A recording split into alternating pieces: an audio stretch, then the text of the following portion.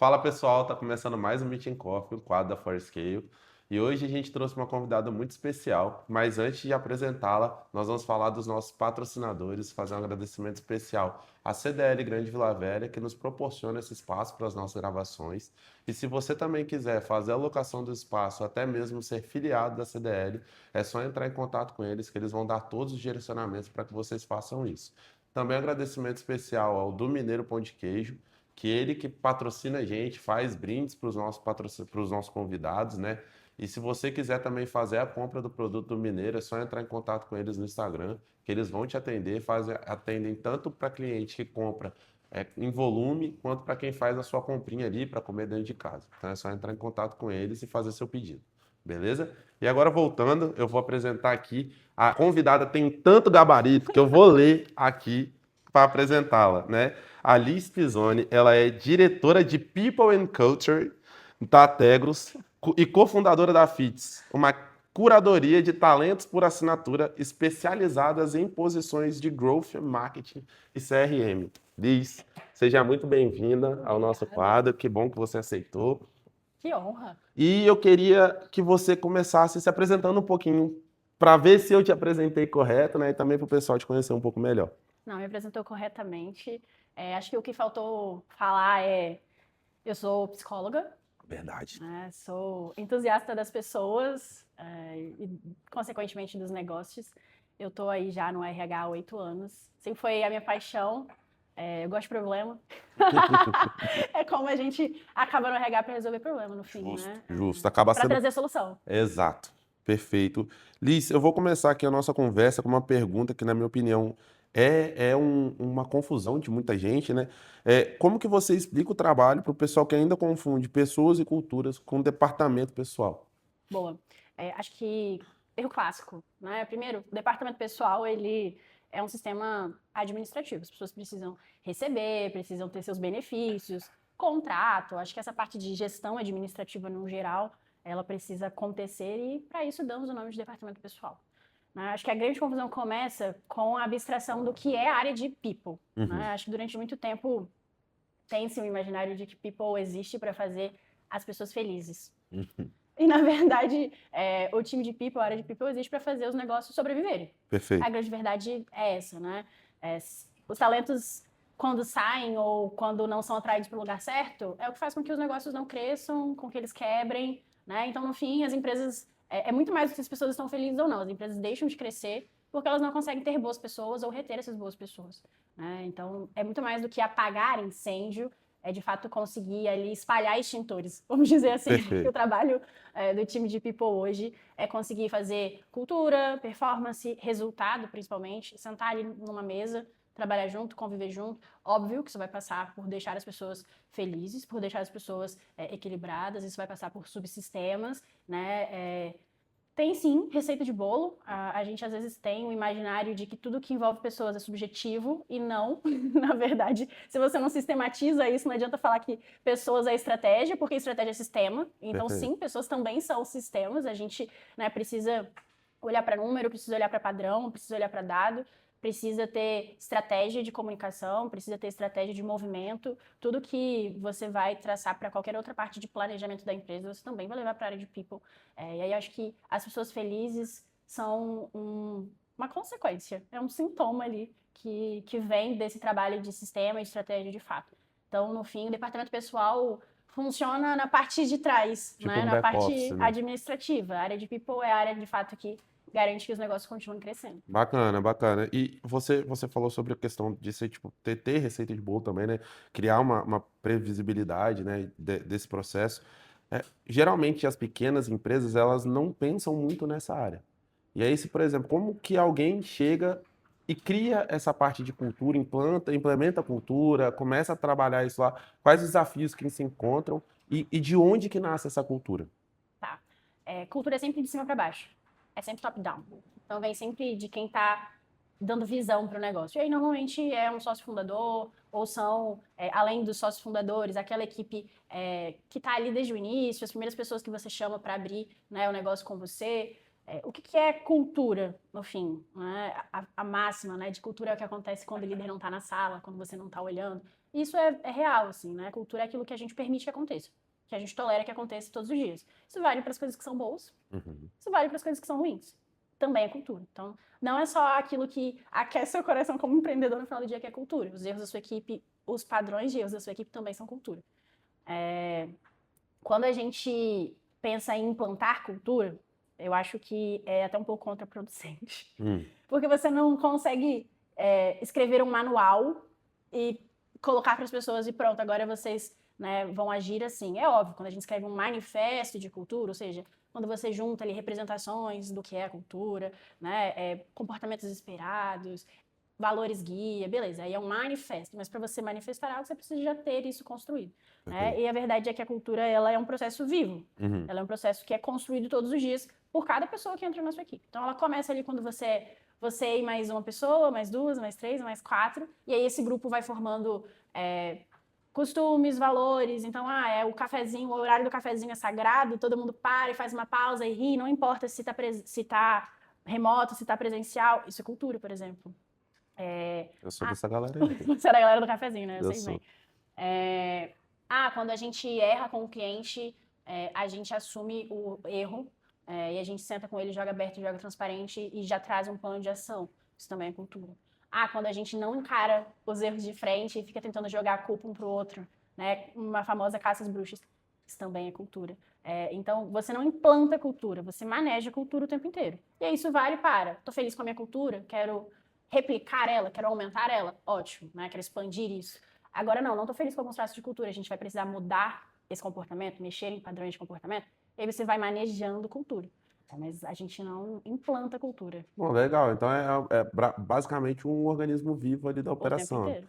Se a cultura tá morta, se ela precisa de um manual, você não tem cultura. A verdade é essa. Isso é um choque de realidade Esse é para um choque de muita realidade, gente. né? Porque hoje em dia o mercado ele prega muito isso, cara, que você tem que ter tipo uma cultura forte, né? Você tem mesmo. Principalmente empresas de grande porte, né? O próprio G4 que prega muito isso, tem que ser porrada, trabalhar duro. Você acha que é só esse tipo de cultura que funciona para uma operação rodar bem? Funciona pro G4 porque é o que o G4 vive. Aham. Se é o que você quer viver, aí você pode usar isso de espelho para sua cultura. Agora não, se você quer ter um ambiente onde as pessoas tenham outro ritmo de vida, onde as pessoas tenham outro ritmo de entrega, onde elas tenham outra visão, uma empresa com muito mais sistema, com muito mais estrutura, uma empresa que não quer que as pessoas trabalhem mais do que a quantidade de horas que elas deveriam trabalhar por dia, aí você vai ter que criar outro sistema de cultura para suportar essa estratégia. E aí, acho que quando eu falo que cultura e estratégia precisam estar interligados, é exatamente por isso. Porque você precisa atrair as pessoas que funcionam para o seu modelo de negócio, para o seu modelo de viver nesse sentido. Né? Uma pessoa, por exemplo, que não gosta de dar tudo de si e um pouco mais, ela dificilmente vai se dar bem em empresas com culturas parecidas como a do G4. Ela não vai se dar tão bem em empresas de crescimento acelerado, ela vai ter dificuldade com consultorias, mas ela vai se dar bem em big corps, em empresas que têm mais pessoas que fazem a mesma coisa, com mais sistemas. A gente também tenta olhar burocracia às vezes por um lado meio malvado, né? Mas não, burocracia é bom para esses sistemas que são grandes. As empresas precisam ter esqueletos robustos quando elas passam ali, né, de um determinado tamanho para suportar os processos, para suportar a ausência de uma pessoa ou outra. Então essas pessoas, por exemplo, que querem esse ritmo de vida, elas vão se dar bem nesse lugar. E aí a cultura desse lugar vai ser uma outra cultura, vai ser vivenciada de outra forma também, né? Então funciona, mas depende de qual é a estratégia. Por isso que a gente precisa ter as duas coisas andando paralelo. Perfeito. Lá na Forscale a gente tá nesse processo, né, de trabalhar a cultura, né? Vou falar agora do jeito que eu aprendi aqui, né? Mas a gente pensa muito nisso. A gente quer criar um ambiente onde ele seja efetivo, onde ele seja estratégico e performático, mas que ele não perca a essência dos donos, que é um ambiente descontraído, uma coisa um pouco mais leve. A gente sente muita dificuldade, às vezes, de saber se a gente está no caminho certo. Porque é um ponto até que você falou sobre a questão da estratégia, né? É difícil saber que isso é estratégico para o negócio, né? E aí, tipo assim, quando que você, Liz, parou assim e começou a enxergar nas operações que você já rodou e hoje, na atual posição que você tem, como tipo, a cultura ela é estratégica para o negócio crescer e não somente uma coisinha que tem que ficar ali para fazer palhaçadinha pro mercado. O dia que eu tentei fazer algo, precisei de uma outra pessoa e o resultado saiu diferente do que eu precisava, porque essa outra pessoa tinha um outro formato de funcionar que já pertencia ao sistema. E aí vou explicar como. Cultura é um elo invisível entre as pessoas. Mas, de novo, vai se ancorar num sistema. Não acontece porque sempre foi assim. Acontece porque fazemos assim e coisas positivas, coisas negativas. Então, sei lá, pensa num algoritmo viciado, em que não importa qual é o input que você dá, o output dele vai sair sempre X. E aí você coloca Y, sai X. Você coloca A, sai X. Você coloca B, C, D, sai só X. Aí você fica, e aí? O que está acontecendo aqui? E aí, esse processo, né, de meio, que é cultura. Então, quando você começa a tentar ter resultados diferentes, fazendo algo diferente, mas você é um sozinho, e aí você olha para o modelo, né, de funcionamento e você vê que ele não está preparado para esse resultado, ou que ele não vai te entregar o resultado que você precisa, acho que foi quando eu tive a sacada de, opa, eu posso fazer o que eu quiser aqui. Não tá. Essa dinâmica, ela não comporta o resultado que eu preciso. Então, eu preciso mexer na dinâmica. E aí, eu preciso mexer em como esse ambiente, como esse sistema se comporta para ter o resultado que eu preciso. Independente de qual é o input que vai sair. Porque tem isso também. Às vezes, você precisa correr o risco de ter outras pessoas dando input, e nem sempre o input que vem é o que precisa, é o que você gostaria. Você precisa garantir que o resultado final está alinhado com o que você precisa. Então, preparar o sistema também para receber inputs ruins, se a cultura é um processo vivo e a gente não acerta em 100% das contratações, né, vez ou outra, a sua cultura precisa estar preparada, inclusive, para reconhecer uma falha e dizer, essa pessoa, ou esse comportamento, ou isso daqui, vai contra o que a gente tem de prática, vai contra o que a gente tem de padrão, vai contra o que a gente tem de reconhecimento e de pertencimento. E aí você percebe também que... Aí é quando você sabe que tá dando certo. É quando aquela pessoa começa a se sentir isolada, né? Quando o time vai se afastando, você recebe um feedback ou outro, isso não tá funcionando, eu não sei, pô, então aconteceu isso com fulano, e aí o próprio time vai repelindo esse comportamento, esse sistema, essa pessoa, e aí acho que esse é o principal indicativo, inclusive, de que essa cultura tá forte.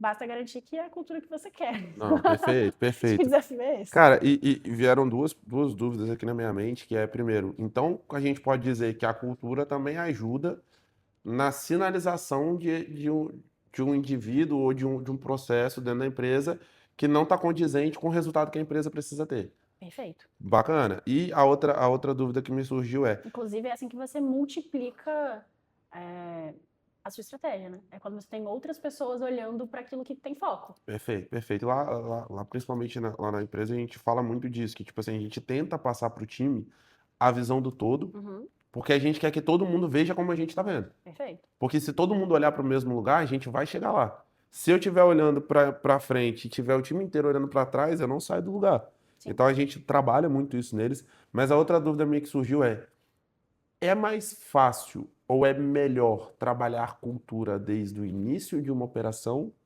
ou quando você pega uma operação já montada e remodela essa cultura para que ela chegue no número que ela precisa? É muito mais fácil começar do zero. Mas mesmo sem ter, tipo assim, às vezes a empresa começa com 2 pessoas. Aí você não precisa de uma área de people, mas você vai precisar de pessoas que alguém ali entenda o que está construindo e que seja intencional. Cultura e intenção, tem esse outro ponto também, né? Às vezes a gente acerta num grupo ali muito uníssono no início, e isso vai ganhando corpo depois, mas independente, alguém vai ter que ter um instalo em algum momento de, cara, vamos transformar isso intencionalmente em cultura, em parte do negócio, em parte da estratégia. Quando você tem uma operação que já está arredonda, independente do tamanho, os pontos de comunicação, eles são mais amplos, são mais. E aí, dentro de qualquer organização, dentro de qualquer operação, a resistência se dá no processo de comunicar isso, né? E aí você tem comportamentos que você vai precisar desaprender para reaprender, e aí tem um processo de aprendizagem humana, né? A gente, quando tá macaco velho, a gente não aprende mais as coisas assim tão fácil, né? Então a gente desaprende coisas e reaprende coisas. E aí tem padrão de comportamento que você vai desaprender para reaprender. E aí você vai desenvolvendo. Tem comportamentos que são mais fáceis, porque eles não existiam, e aí você vai só introduzi-los e pronto, eles vão passar a existir. Tem outros comportamentos que você vai ter que extinguir. E aí é um grande trabalho de repetição. Toda vez que acontece, chamar todo mundo e falar, não é isso. Não é isso. E de ir nas pontas, e de ir trabalhando, e de ir olhando para o detalhe. Então, quando já está rodando, é possível? É possível. Você vai ter um esforço de comunicação maior, porque no final sempre passa pela comunicação.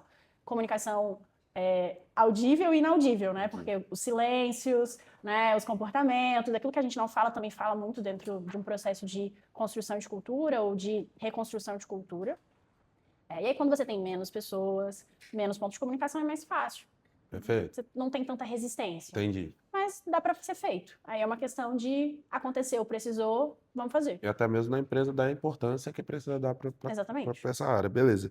E tempo, né? Porque às vezes é óbvio, é lindo falar que o empreendedor precisa saber a importância disso. Mas às vezes ele também não é a melhor pessoa para isso. E não cabe, né, no fluxo de caixa, às vezes. Assim, é um investimento. Que em algum momento você vai ter que escolher se você vai investir nisso ou não. E às vezes no início não dá para investir mesmo. Aí você vai fazendo ali da melhor forma como você consegue. Até você conseguir trazer uma pessoa que consiga liderar essa frente, dar a atenção necessária para essa frente. E aí às vezes isso leva mais tempo mesmo. Então, sem romantizar também, porque no fim do dia a gente faz o melhor que pode com as ferramentas que tem. Com certeza. Aprender essa arte. E você falou um ponto que me chamou a atenção aqui, que eu acho até pode ser dúvida. Eu já tive essa dúvida uma vez numa operação onde eu e mais um conhecido, né? Na época eu era autônomo, e a cultura dele não batia muito com a cultura da empresa. Nada que fosse grave, mas ele deixava alguns pontos que para a empresa eram ditos como cruciais de lado, mas em compensação ele entregava muito. Como que você lida numa situação dessa? Onde a pessoa tem um nível de performance muito alto, mas ela não se enquadra perfeitamente na cultura do jeito que você acha que ela deveria. Mas você entende que isso diz sobre a cultura? O quê? Permitir que essa exceção exista, Não, ela justo. diz sobre a cultura.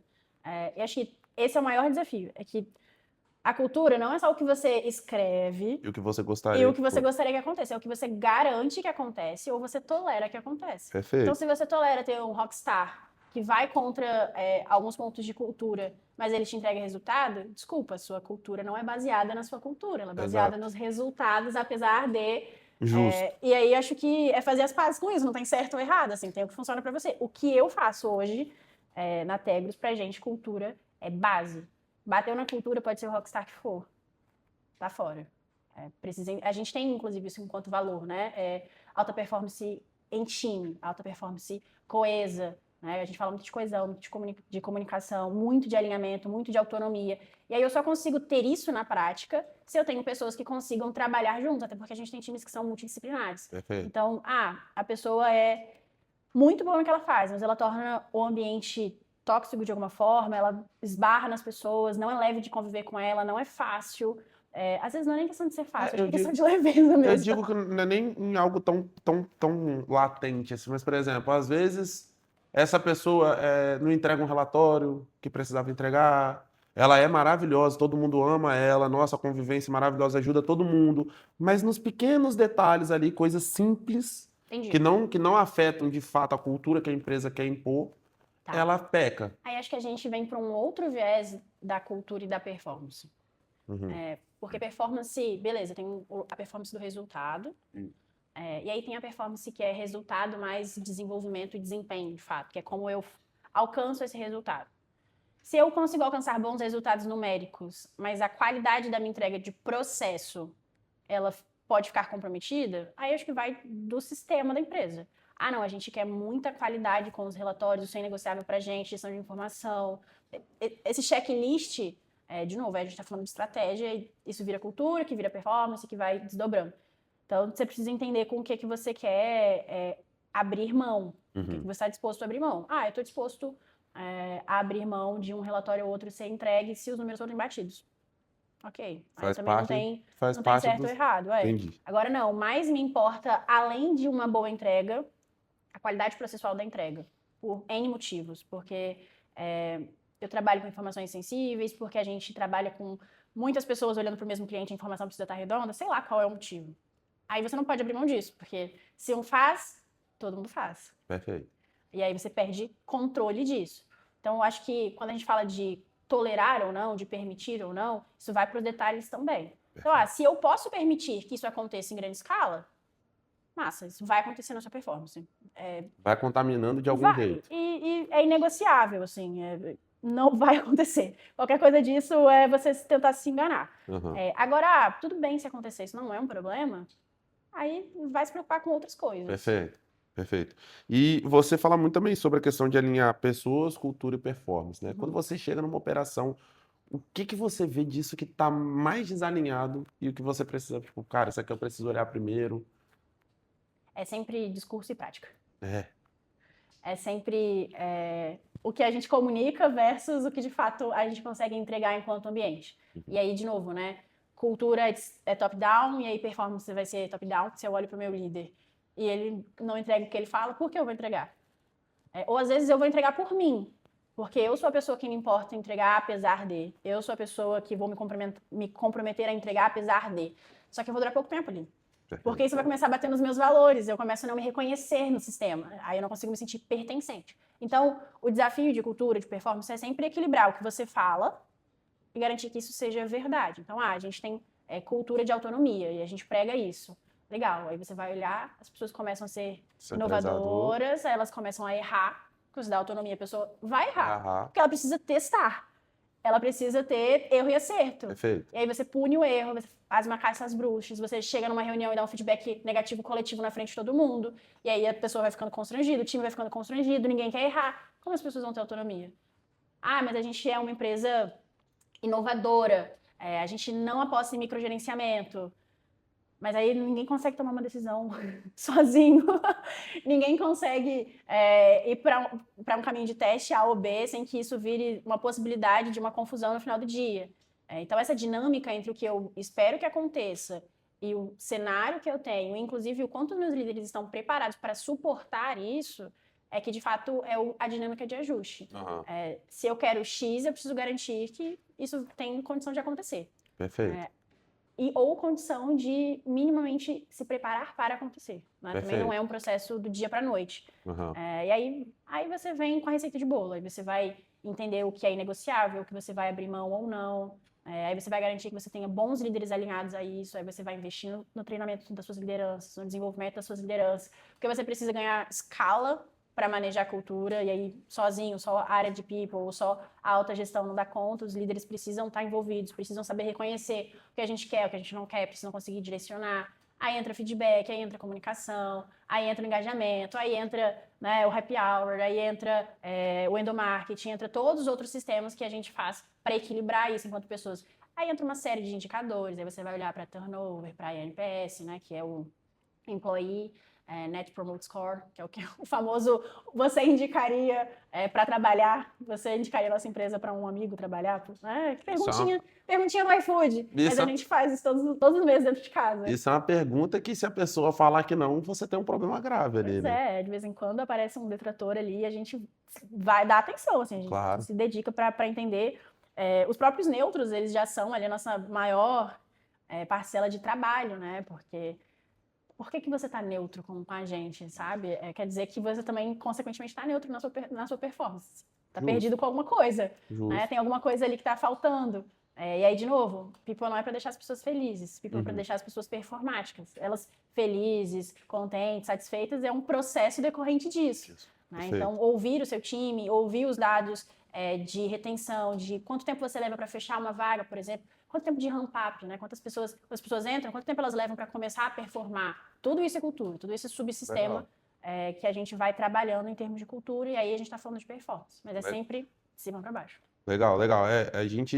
Eu fiz a pergunta sobre a questão da pessoa que performa bem não está condizente com a cultura, mas é a pessoa que está condizente com a cultura, mas ela está falhando na performance. Como que vocês trabalham essa pessoa? Ou é do mesmo jeito? Cara, a cultura é negociável, se a pessoa não está dentro da cultura, ela tem um prazo para se adequar, senão é um abraço.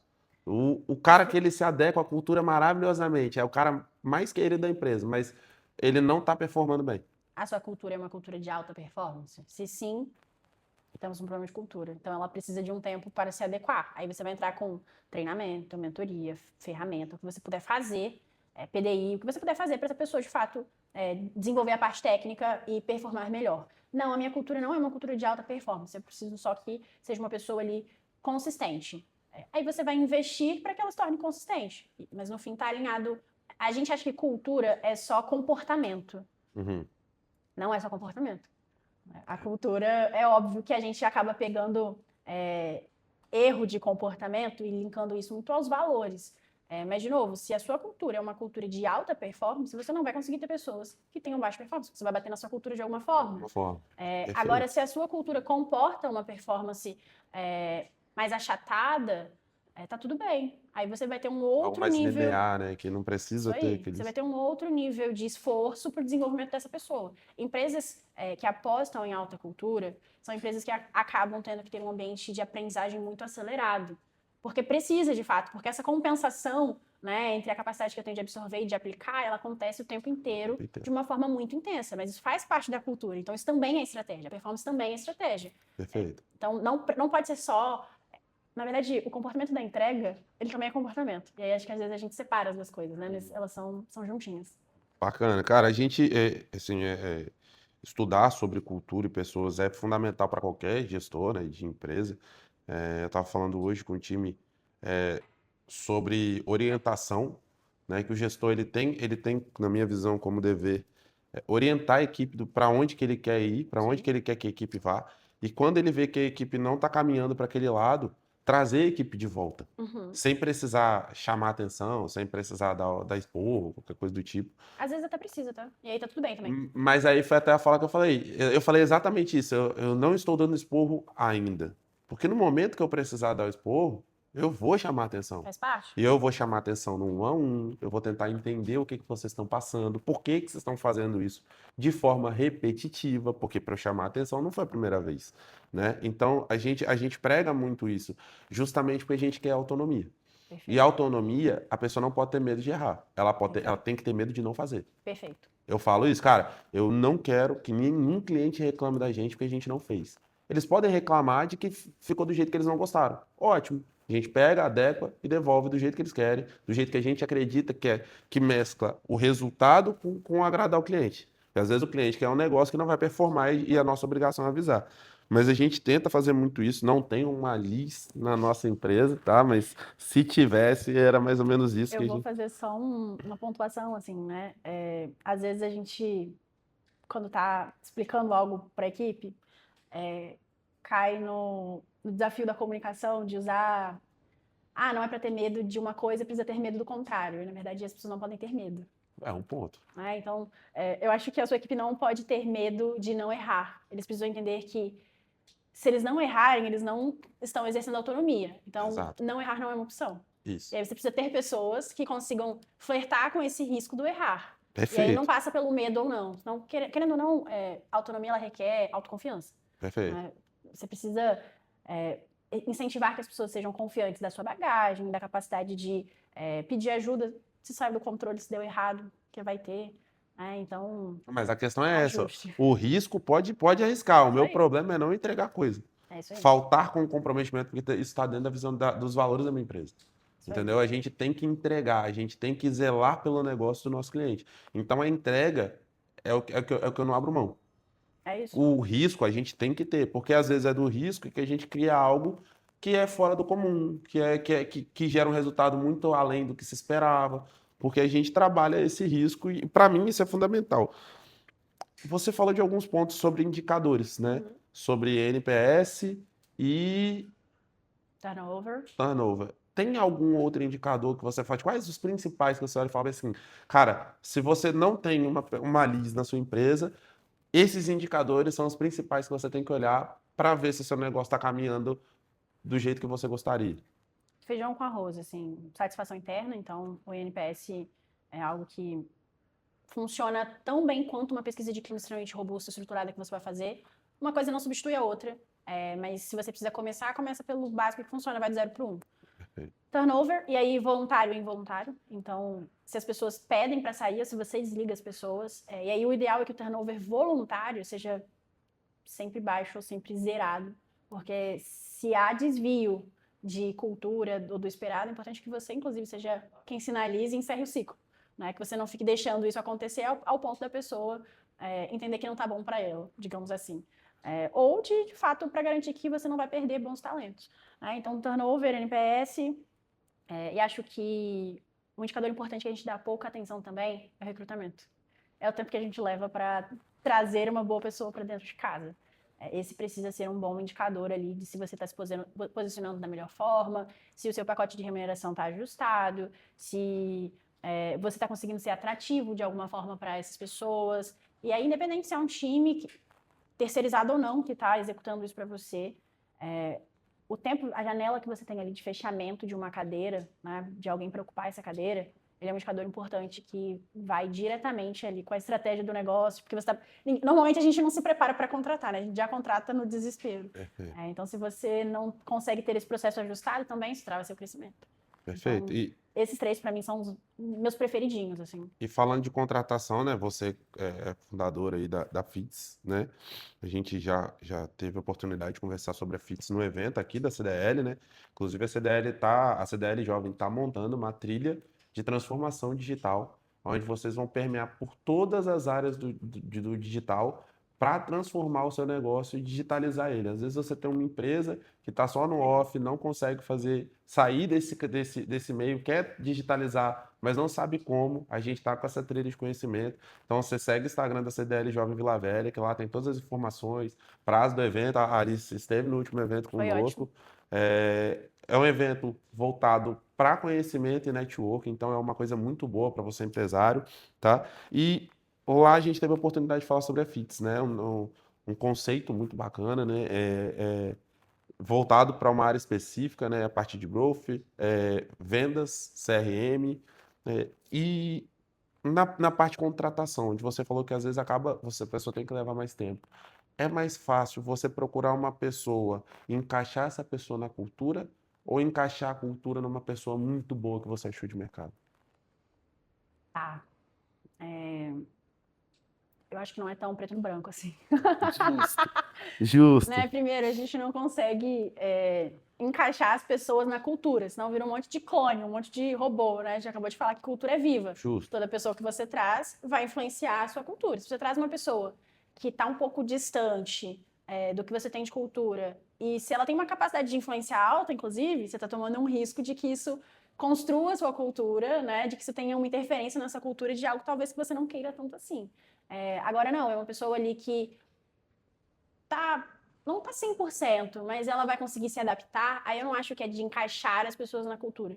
Acho que aí também é a capacidade que o grupo, né, consegue exercer de ensinar também, sabe? De educar, de troca, né? No fim, a gente constrói uns com os outros o tempo inteiro, aprende uns com os outros o tempo inteiro. Então, eu já vi profissionais, por exemplo, que tinham um ponto ou outro de comportamento e que entram, mas que em base estavam super alinhados com a empresa que entraram, que entram para um processo e aprendem tanto com o grupo que depois de 1 ano, 2 anos, você olha e fala, nossa, é outra pessoa. Mas aí você precisa comprar esse desenvolvimento, você precisa ter uma cultura de desenvolver pessoas. Né? Então não é sobre também ter pessoas prontas que consigam ser encaixadas, né? Ou adequar a sua cultura para uma outra pessoa. Acho que é muito mais sobre o processo do quanto você consegue, enquanto organismo vivo, de fato, ter uma troca ali com aquele talento. E se essa troca vai ser benéfica para o que você quer para o grupo, né? E aí, nesse sentido, o grupo, o time, tem que importar mais sempre do que aquele indivíduo. Eu, particularmente, não acredito em estrelas, em rockstar de fato, se o time não vier junto. Aí você vai continuar limitado ao resultado de uma pessoa só. Se um dia der problema, né? Exatamente. Acabou o milho, acabou se um dia ela decidir que ela vai para outro lugar, se um dia decidir que ela não tá feliz com você, ou se um dia ela decidir só também que ela não quer mais, né? Você investiu seu tempo no fim em uma pessoa, não na cultura, não no negócio. Então, acho que é uma questão de entender também o quanto você está disposto e você tem capacidade de desenvolver pessoas. Se você não tem ainda um sistema que consiga, né, moldar as pessoas, desenvolver as pessoas, aí é óbvio que a gente começa a contratar por afinidade. Uhum. E aí isso é importante, inclusive, né? É um dos lemas da FITS, assim, a pessoa certa, no lugar certo, no momento certo. Perfeito. Que a curva de aprendizagem precisa estar alinhada. Perfeito. Se você traz uma pessoa que você não vai ter estrutura de trabalhar com ela, né, de trabalhar ela no processo, é um tiro no pé. Então, não é só sobre a pessoa que você traz, é o momento certo também, enquanto empresa, para ter aquela pessoa ali. Senão vai dar errado. Perfeito, perfeito. A dica maravilhosa, inclusive. Eu queria saber, tipo, como que você consegue enxergar isso no processo de seleção? Se a pessoa, ela tem aquele fit cultural, se ela consegue ser influenciável, que isso daí para mim me gerou uma intriga absurda. Tipo, como que você percebe que a pessoa tem uma capacidade de influenciar alguém? Entendeu? Isso é uma coisa que eu gostaria de saber. Tá, para dentro de casa, ou seja, para Teglos é mais fácil, Uhum. né? Porque a gente vive cultura, a nossa cultura o tempo inteiro. Então, é muito mais fácil de viés mesmo de análise do nosso time de recrutamento na conversa, na troca e nas perguntas que a gente sabe que vão trazer as respostas que a gente precisa, identificar ali se essa pessoa está próximo do que a gente quer de entrega técnica e entrega comportamental. Quando a gente faz isso para fora, ou seja, para os clientes da FITS, a gente faz todo um briefing de cultura, a gente faz todo um briefing técnico, mas aí é que entra também tecnologia, dado, né? A gente tem uma robustez agora maior de análise mesmo. Então a gente entra com teste de personalidade, avaliação social, avaliação motivacional, avaliação de raciocínio adaptativo, exatamente para também entender melhor um pouquinho como aquela pessoa funciona. Liz, você consegue ler uma pessoa através de um teste? Sim e não, porque o teste tem viés, né? As pessoas às vezes conseguem ali, enfim, ter uma certa. Eu não vou nem dizer burlar o teste ou não, apesar de que, enfim, é passível de acontecer, mas não é um retrato 100% fidedigno, mas é mais uma tomada de decisão, mais uma ferramenta de tomada de decisão que você consegue entender um pouco mais de sociabilidade, comunicação, influência. Tem outras ferramentas também que mapeiam a capacidade de influência das pessoas, mas, em tese, as pessoas que são influentes, elas são pessoas com comunicação muito alta. E a influência ela tem um viésinho, né? Que é ou da autoridade do fazer. E aí aquela pessoa, por exemplo, que você nunca vai ver ela falando, mas ela faz. E aí todo mundo reconhece isso. Então, quando você pega uma pessoa com uma bagagem técnica, e aí ela traz ali um ponto ou outro, até com uma modéstia do que ela fez, mas você começa a entender que os resultados são profundos, essa pessoa vai ter uma capacidade de influência grande no seu grupo. Uhum. Porque as pessoas reconhecem quem faz e quem entrega, né? Resultado reconhecido. Perfeito. E aí tem o viés também da comunicação de eu falo bem, eu me posiciono bem, independente de se eu faço ou não tão bem, mas eu consigo convencer as pessoas de. Né? E aí acho que por isso que uma boa entrevista precisa juntar as duas coisas. Você precisa conseguir avaliar a capacidade do candidato de se comunicar. Ah, não é um cargo de tanta comunicação. Então investe ali na capacidade e na profundidade técnica, né? Ah, como que você resolveu esse problema? Qual foi o maior problema que você já resolveu? Me conta o processo que você fez, porque você começa a entender se a pessoa de fato tem profundidade do que ela está falando. E aí Perfeito. fica mais fácil de analisar. Bacana. E essa questão que você falou sobre unir dados, né, ferramenta, a parte mais analítica com essa gestão de comportamento, né, já houve algum momento que os dados te deram uma informação, a análise comportamental te deu outra, e aí você precisou tomar uma decisão de para onde seguir, como que você Muitos. seguiu? E como que você seguiu? Muitos. Eu acho que o número por si só, quando a gente está falando de gente, ele vai mostrar ali tendência. Né? E aí é importante, inclusive, você entender do que está vindo ali. Então, eu já vi equipes, por exemplo, performáticas no número. Aí você ia para conversar, todo mundo morto por dentro, beirando burnout, comunicação baixa, engajamento baixo. E aí você ia ver um líder que cobrava muito resultado e pouquíssimo caso para como estava o equilíbrio da vida das pessoas, o desenvolvimento das pessoas, o pertencimento das pessoas. Então, acho que o olhar para o dado, ele é importante. O olhar para o comportamento é importante. Mas aí é onde você começa a precisar ter boas pessoas que conseguem unir as duas coisas. Porque tomada de decisão, no fim, é entender, inclusive, qual dado você vai escolher, né? Porque comportamento é um dado qualitativo. Perfeito. Pode ser que eu tenha um número hoje com X comportamento. E se mudar esse comportamento, qual é o impacto que você vai ter no número? Né? Os dois dados andam juntos. Então, acho que o desafio é ter bons profissionais na área de people que consigam juntar as duas coisas, que consigam entender qual a dinâmica de um comportamento e como ele afeta o dado da estratégia. E qual você vai abrir mão ou qual você vai investir. Ah, eu estou batendo meta e o meu dado comportamental, né? Por exemplo, o meu engajamento está um pouco mais baixo. Cara, nesse momento, falta só mais um pouquinho para a gente terminar essa parte. Vamos segurar. Daqui a pouco vai estar um período mais calmo e a gente volta e trabalha o engajamento da equipe. Perfeito. Massa. Não, eu não quero, não tenho previsão desse momento de pressão acabar e eu não posso perder meu time no caminho. Então, você vai correr o risco de ter que diminuir um pouquinho o número da meta para você conseguir aumentar o número do engajamento e aí um aumenta o outro, consequentemente. Mas você precisa entender como eles se comportam. Perfeito. Vai muito da próxima pergunta que eu ia fazer, que é, às vezes, como eu falei, o pequeno empreendedor, ele não tem uma equipe, não tem uma pessoa focada nessa área. E aí, Que dica que você dá para o empreendedor que ele está sentindo que ele está perdendo a equipe, ele está perdendo a equipe, mas ele não está conseguindo enxergar isso às vezes, o desempenho está caindo, a equipe não está motivada, mas ele não consegue enxergar o motivo disso. Que ações que esse empreendedor pode tomar para começar a tentar reverter isso, já que ele não consegue, por exemplo, trazer uma pessoa para a equipe dele de pessoas e cultura? Primeiro de tudo é conversa com seu time. A gente, às vezes, gasta muito tempo tentando supor o que as pessoas precisam, o que as equipes precisam. E esquece que pessoas ainda é sobre conexão. Perfeito. Né? É sobre confiança, é sobre uma relação que está posta ali. Quando você entra numa empresa, é óbvio, tem uma relação monetária ali por trás, mas tem também uma relação de construção. Você entra para construir de forma conjunta o sonho de alguém. E aquilo, durante um tempo, vai ser o seu sonho também, assim, vai ser o seu dia a dia, vai ser a sua construção. Né? Então, não precisa gastar horas de sono tentando supor o que a sua equipe precisa, porque a sua equipe sabe o que ela precisa. Então, ouve as pessoas, começa ouvindo as pessoas. Senta, chama seu time um por um, pergunta o que está funcionando, o que não está funcionando, o que está acontecendo. Aí você vai ter dado qualitativo suficiente para enxergar alguns padrões, para entender o que está acontecendo ali por trás, para começar a pensar onde é que você consegue mexer, onde você não consegue mexer. E só esse processo de se mostrar aberto a, por si só, já dá para as pessoas aquele estalo de opa, algo pode melhorar aqui. Há uma esperança. Legal. Né? E aí o time começa a sentir movimento e progresso. Né? Então, acho que, no fim, conversa com as pessoas, ouve as pessoas. Se você tem um time para fazer isso, ou se é você quem vai fazer isso, no fim do dia, o seu resultado ainda é sobre pessoas. E aí, isso não tem como automatizar. Por mais que a gente tenha um time hoje de pessoas, eu ainda frequentemente ouço muito meu time, converso muito com o meu time. O Lomeu, nosso CEO, também, frequentemente a gente faz essa rodada a cada 2, 3 meses ali, de conversar com todo mundo do time. A gente tem 40 pessoas, hoje 42 pessoas, então a gente ainda consegue fazer isso no 1 a 1, né? Estamos perdendo um pouco o controle ali, mas a gente ainda consegue fazer isso no 1 a 1. E, inclusive, são sempre momentos de virada de chave muito importantes pra gente, porque as pessoas é que entendem também da dinâmica que tá ali e tá posto. Então a gente achou muita coisa boa que a gente conseguiu reforçar, e a gente achou muita coisa que estava indo contra o que a gente não queria. E aí a oportunidade, inclusive, de você realinhar no detalhe. Perfeito. Sabe? Isso faz muita diferença. Perfeito. Bacana. Cara, é isso.